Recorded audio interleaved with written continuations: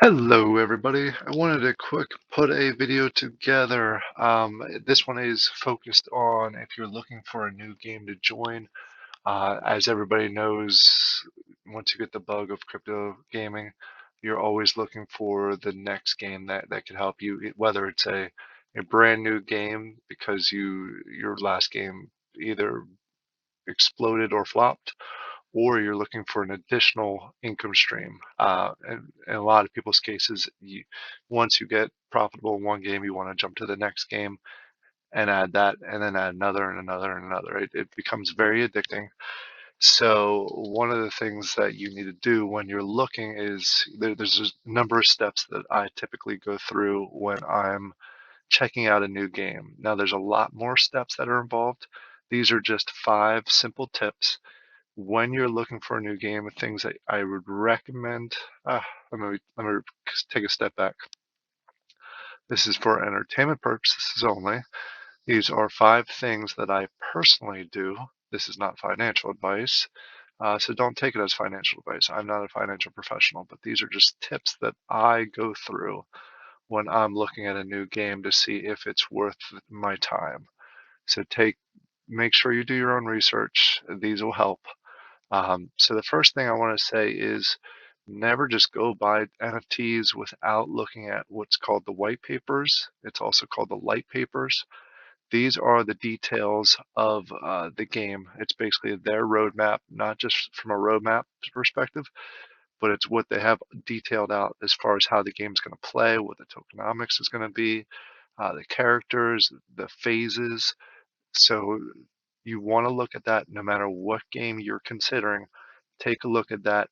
If they don't have a lot of detail, eh, I'd probably avoid it for now, unless you know a lot about the people that are creating the game. So make sure that you go to find the light papers and the white papers. And how you find those is they're usually on the project's website.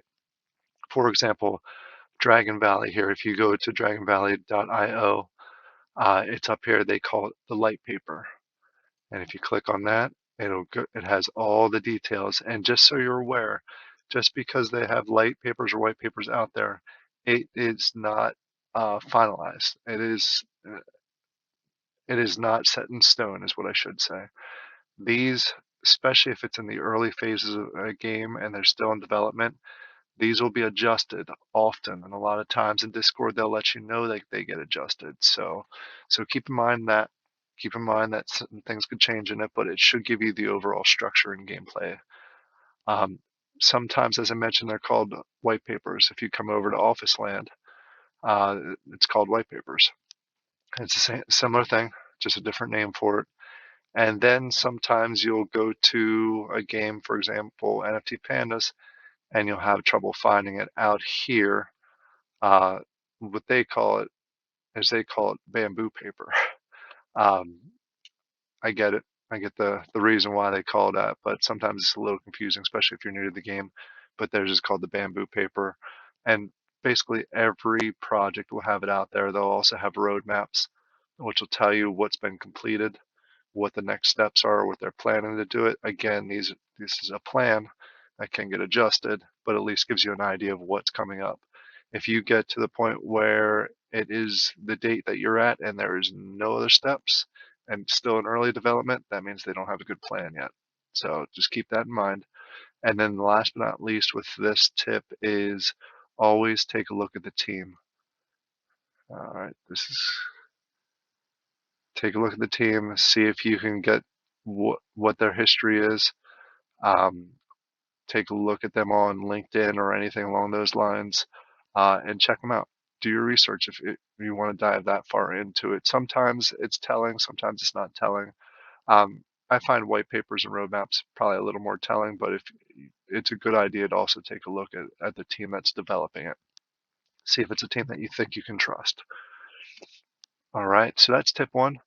Read the white papers, take a look at the light papers, roadmaps, and the teams. So make sure you do your research. The next tip that I'm going to have, and this is actually the next few tips uh, that I'm going to talk about are related personally to what I just went through. Um, you'll see a video of it coming here shortly, but I was just researching office land to see if it's something that I wanted to put wax into. So these are some of the things that I took a look at. I went through the white papers and checked out the teams, so I got a good handle of my research of what has happened, what will happen, and what the gameplay is going to be like. So that was all tip number one. Tip number two, try and join as early as possible. If you're lucky enough to find out about a project before the initial pack drops happen, that's awesome because you'll get the packs cheaper if you can get whitelisted. A good example was the Lost Sailors that I told you all about last week. I guess 2 weeks ago. Was it 2 weeks? It's all blending together. When I let you know that those packs were dropping, you got those at a good price. Still very early development. The game is not even launched yet. And similar with Warspace. When I mentioned that last time, just to get on the whitelist, it was extremely cheap compared to what it ended up being. It was about a quarter of the price just for the white list. And then you would have got prices early. You would have got, let's actually just jump over there. If you would have got into Warspace when I recommended it or mentioned it, let me say that, mentioned it, a few Saturdays ago, it was, you would have got the whitelist for 1,000 wax, and then you would have been able to buy the packs for 150 wax for the starter pack. So we'll start with that. So 150 wax. Now the cheapest starter pack is 1,500 wax. So if you would have got in early, unfortunately, I didn't listen to my own advice.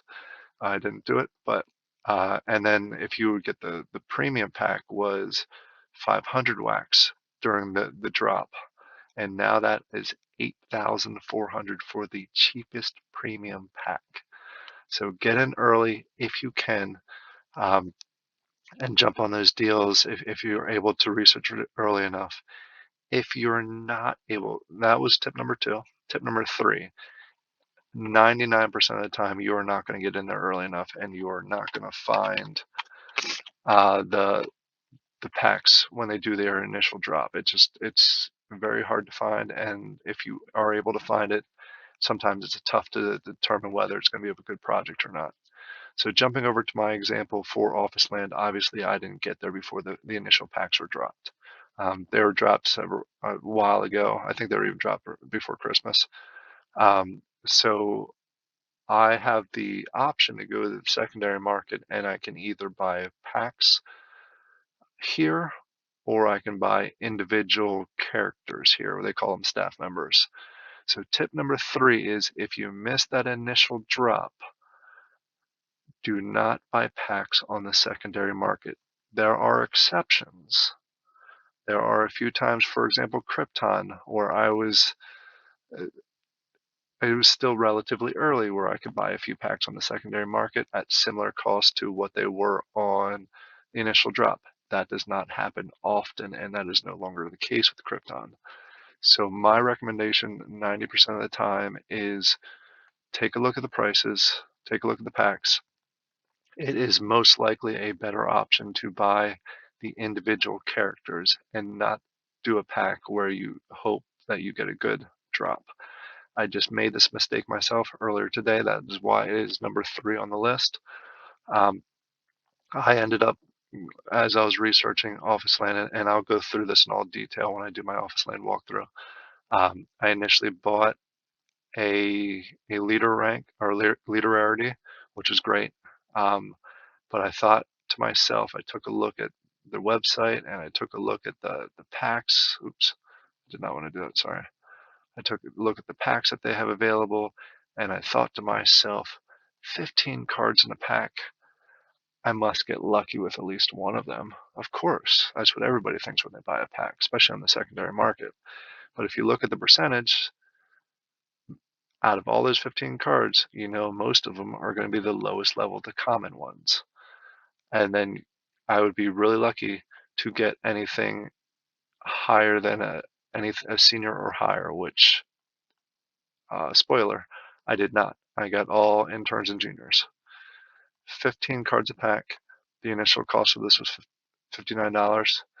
I ended up buying a pack for 220 wax, which is higher than the initial one, and I got all interns and basically common and uncommon cards. So my value for that $220 purchase was less than $100 or 100 wax. So I basically lost 120 wax by buying a pack. Having said all that, there obviously is a chance that you could still get a legendary or a higher rarity card, but the chances are minimal. It's a gamble. So if you can't get it cheap, I recommend, if I would have just said, heck, I'm going to go ahead and purchase, we'll say, seniors, which is essentially a rare in this game. Um, if I would have just spent that 220 on seniors, I would have got 4 seniors, which produce a heck of a lot more uh, than what I got with the cards that I got. So take a look at that. Obviously, make your own decisions, do your own research on a rule that I'm going to do here in the future. Is tip number 3 on here is on the secondary market, if it doesn't make sense or if it seems too much of a gamble, I'm going to buy individual characters over packs. Again, there's exceptions there. All right, and then the next item that I have, again, this is number 4. So you've checked out the white papers, you've determined, you did your research, and you determined this is the right project, but you missed the initial pack drop, and then you're following my tip number 3, where you're not going to buy a pack, you're going to buy individual characters. The one thing I would recommend is do not buy commons. Never, never, never. There's only one exception to buy common. All right. Yeah, I would even go as far as don't buy uncommons. I know they're cheap. I know the interns is the common here. I know the 5 wax sounds like the perfect starting point. The problem is in just about every game, the commons are not useful. They're not. If they're profitable, it is like a wax a week, and the ROI that you're going to get, and that's being optimistic in this case. The ROI that you're going to get on that common is ridiculously long, so it's not worth it. The only time I would ever recommend or even suggest buying a common is what I did with the pandas. I wanted to just check out the gameplay, do a video, make sure that I could pass on the information to make it a good decision. So I bought a common, and as you can see here, I've already gotten rid of that common. These 2 are uncommons. I will be getting rid of these 2 in the near future, and at least moving everything to a rare or higher. The profit's just not there. Obviously, take a look at the white papers. Some games may be different, but there's not enough profit there with the commons and uncommons. Um, it just doesn't make a lot of sense from a financial perspective in most cases. So that's what I would say. If you get to this point in the process and you're buying individuals, uh, take a look at your financial situation. It may make sense. You just may not have a lot to get started with. So you may want to do commons and do the slow approach, which is great if that's for the situation that you're in. For me, I've been in a few games already. I am pulling profit from a few games, so it makes sense for me to buy a rare at minimum, and most of the times, if I can, go epic or higher.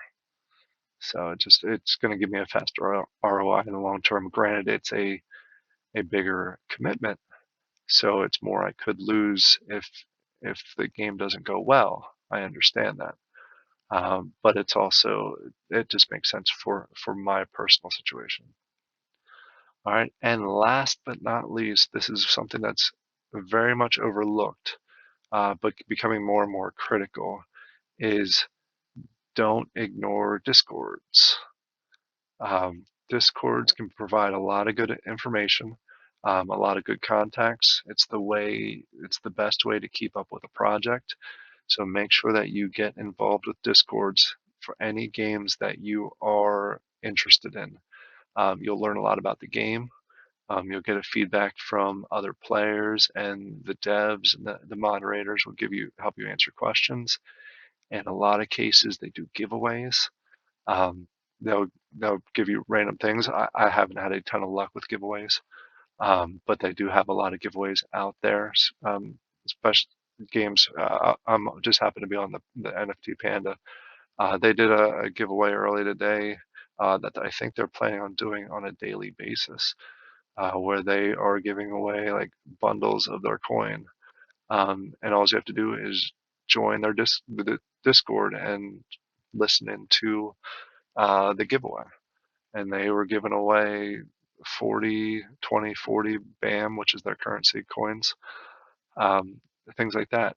The other thing is anytime there's going to be a change or an update to the light paper, you're not going to get a notification in game that the light papers have updated, or if there is an announcement, or if there is something critical. For example, there's an issue where you may need to change your strategy a little bit. You're going to find that all in the Discord. So go ahead and get involved with the Discord. All right, so I hope this was helpful. Again, this is personal items that I do myself personally, not financial advice. Sorry for all the disclaimers, but it needs to be said because someone will take it wrong. But personally, these are the 5 main tips that I jump into. Read the white papers, learn and do your research about the game, and a lot of it's going to come in the white papers. Uh, see if you can get involved in the the initial pack sale early in the process, plus the whitelisting. If you can't get the packs, go ahead and buy individually on the secondary market, not packs, but obviously take a look at the situation.